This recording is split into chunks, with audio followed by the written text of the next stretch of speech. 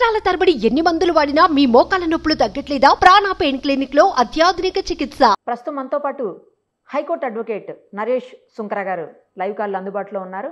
ఒకసారి ఆయనతో మాట్లాడదాం. కోల్కతాలో జరిగినటువంటి ఇన్సిడెంట్పై ఆయన ఏం చెప్తారో చూద్దాం. ఎందుకంటే మృతురాలిపై దాదాపు 16 చోట్ల గాయాలున్నాయని, అంతర్గతంగా మరో 9 చోట్ల గాయాలున్నాయని పోస్టుమార్టం రిపోర్ట్లో తేలింది.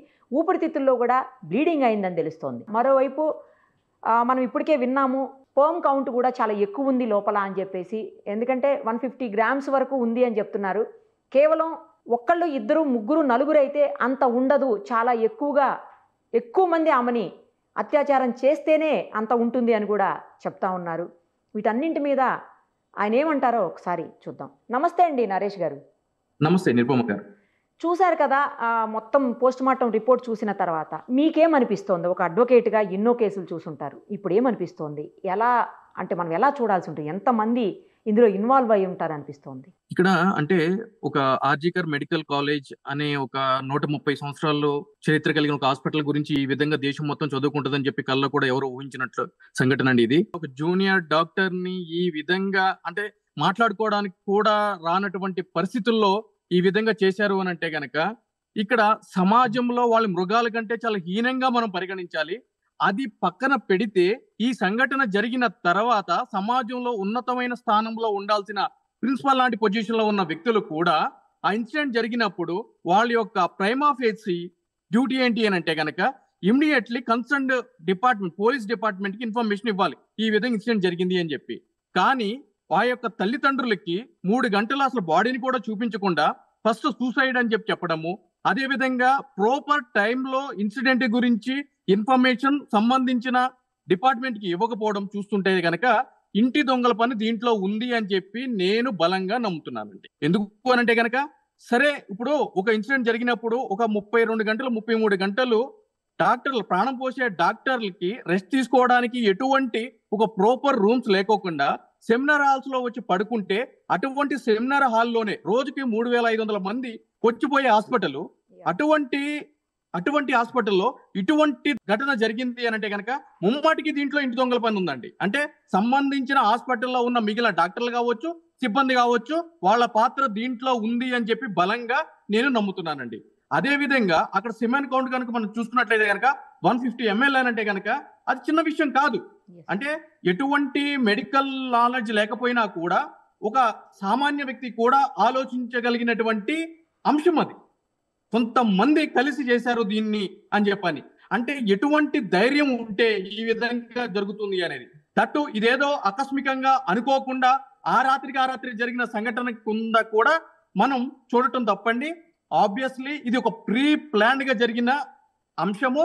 గత కొన్ని రోజులుగా సంబంధించిన బాధితురాలకి సంబంధించిన each and every daily activity observe చేసినటువంటి పరిస్థితి దీంట్లో ఉంది అని చెప్పి కూడా నేను బలంగా నమ్ముతున్నానండి. అదే విధంగా ఇన్సిడెంట్ జరిగిన దగ్గర నుంచి ఒక 5 రోజుల వరకు కూడా ఆ రాష్ట్ర పోలీసు వాళ్ళు నిందితుడిని అరెస్ట్ చేయడం కానీ, దానికి సంబంధించిన ఎటువంటి ఫోరెన్సిక్ ఆడిట్ కండక్ట్ చేయడం కానీ, ఆ యొక్క నేరాన్ని నిరూపితం చేయడానికి కావాల్సిన ఆధారాలు సేకరించడంలో కానీ విఫలం అయ్యారు అని అంటే గనక ముమ్మాటికి కూడా పెద్ద స్థాయి వ్యక్తులు దీని వెనక ఉన్నారు అని చెప్పి కూడా మనం అర్థం చేసుకోవచ్చు.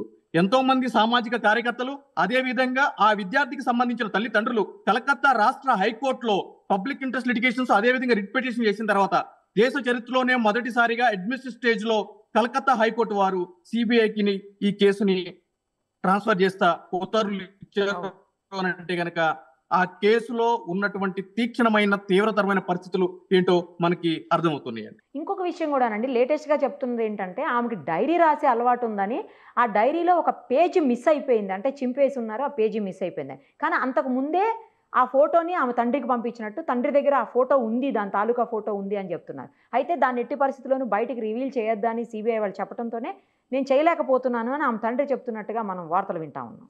సో ఏమి ఉండుంటుంది ఆ డైరీలో? అంత కీలకమైన అంశం ఏముంటుంది? ఎవరు ఆ డైరీలో ఉన్న పేజీని చింపుండొచ్చు?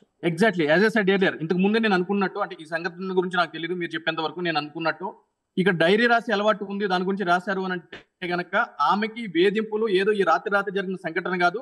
గత కొన్ని రోజులుగా ఆవిడ్ని ఎవరో విచ్ హంటింగ్ చేస్తున్నారు, కావాలని టార్గెట్ చేస్తున్నారు, ఆవిడిని వేధిస్తున్నారు, దానికి సంబంధించిన వ్యక్తి గురించి, ఆ వ్యక్తి తాలూకా డీటెయిల్స్ ఆమె క్షుణ్ణంగా కీలకంగా ఆ డైరీలో రాసినట్టు మనకి అర్థమవుతుంది. అయితే ఇక్కడ సిబిఐ టేకప్ చేసిన తర్వాత కూడా కొంతమంది డాక్టర్లకి నోటీసులు జరిగింది, కొంతమంది సిబ్బందికి కూడా. ఫార్మర్ ప్రిన్సిపల్ ఉన్నాడు ఈ కాలేజీకి, అతను కూడా సుదీర్ఘంగా విచారించడం జరిగింది. ఏమని అంటే కనుక, మీరు ఎందుకు ఇన్సిడెంట్ జరిగిన వెంటనే ఇన్ఫర్మేషన్ ఇవ్వలేదు, 3 గంటల్లో వాళ్ళ యొక్క తల్లిదండ్రులు ఎందుకు వెయిట్ చేపించారు, అసలు ఈ సంఘటన గురించి మీకు ఎప్పుడు తెలిసింది, ఈ యొక్క బాధిత మహిళ ఎప్పుడైనా సరే మీకు ఎవరి మీదైనా సరే కంప్లైంట్ ఇచ్చిన తదితర అంశాల గురించి కీలకంగా కూడా వాళ్ళు విచారించడం జరిగింది. అదేవిధంగా ఎవరైతే కనుక నిందితుడిగా భావిస్తున్నామో అతనికి సంబంధించి కూడా పాలిగ్రాఫ్ టెస్ట్ గురించి నిన్న కోర్టు కూడా అనుమతి ఇవ్వడం జరిగింది. ఎందుకంటే కనుక అతను డిఫరెంట్ సమాధానాలు చెప్తున్నాడు, పొంతన లేని సమాధానాలు చెప్తున్నాడు కాబట్టి, సో ఆ సమాధానాలు నిజమా కాదా అని చెప్పుకుని తెలిసే క్రమంలో మెడికల్ గా పాలిగ్రాఫీ టెస్ట్ కూడా కోర్టు అనుమతించడం జరిగింది. అది చేయడంలో కూడా సిబిఐ వాళ్ళు ఇప్పుడు ఆ కార్యక్రమంలో ఉన్నారు.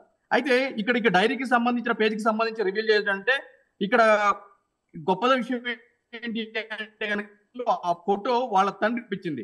అలా కాకుండా మరి ఎవరికి పంపించినా కూడా ఇతరులకి ఆ ఎవిడెన్స్ అనేది డిస్ట్రాయ్ అయిపోవాల్సిన పరిస్థితి ఈ రోజు ఉంటుంది. ఎందుకంటే పరిస్థితులు ఏ విధంగా ఉన్నాయో మనందరికీ తెలిసిన విషయమే. అదే విధంగా సిబిఐ టేకప్ చేసిన దగ్గర నుంచి కూడా ఇప్పటి వరకు మన పరిస్థితి చూసుకున్నట్లయితే కనుక ఇంకా విచారణ సందర్భంగానే ఉన్నట్టుంది.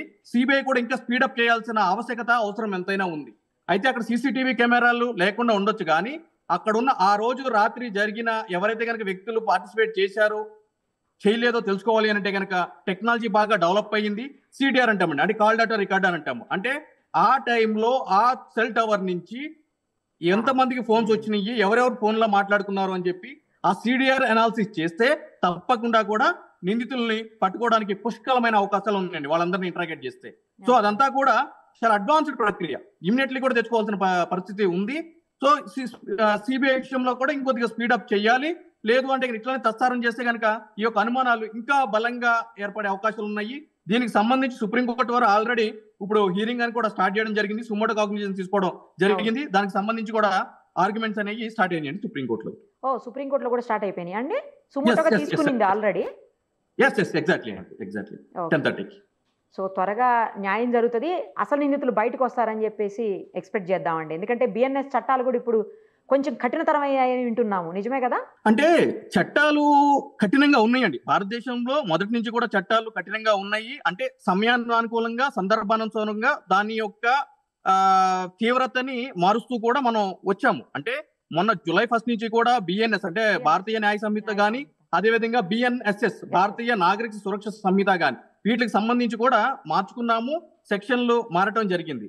అయితే అంతకు ముందు కూడా ఢిల్లీలో దిశ ఇన్సిడెంట్ జరిగినప్పుడు ఇటువంటి కేసులు జరిగినప్పుడు ఏ విధంగా ఇన్వెస్టిగేషన్ చేయాలి అని చెప్పి కూడా క్లియర్ గా పొందుపరచడం జరిగిందండి. దానికి సంబంధించి ఫాస్ట్ ట్రాక్ కోర్టులు ఏర్పాటు చేయాలి, సపరేట్ ఫోరెన్సిక్స్ ల్యాబ్లు ఏర్పాటు చేయాలి, దీనికి సంబంధించి 90 రోజుల్లోపు ఛార్జ్ షీట్ అనేది దాఖలు చేయాలి, 120 రోజుల్లోపు దీనికి సంబంధించిన పూర్తి స్థాయి ట్రయల్ అనేది కండక్ట్ చేసి జడ్జిమెంట్ కూడా రావాలి అని చెప్పి కూడా పొందుపరచడం జరిగిందండి. కానీ చట్టాలు ఎన్ని ఉన్నా కూడా ఇంప్లిమెంటేషన్ వచ్చేటప్పటికి మాత్రము అవి అమలు కావటం లేదండి. ఎందుకు అనంటే కనుక ఈ రోజు రాష్ట్ర ప్రభుత్వాలు ఒక స్పెషల్ కోర్ట్స్ ఏర్పాటు చేయాలి అంటే కనుక రాష్ట్ర ప్రభుత్వాలు దానికి సంబంధించిన ఫండ్స్ అనేది ఎలక్వేట్ చేయాలండి ఆ డిపార్ట్మెంట్ కి.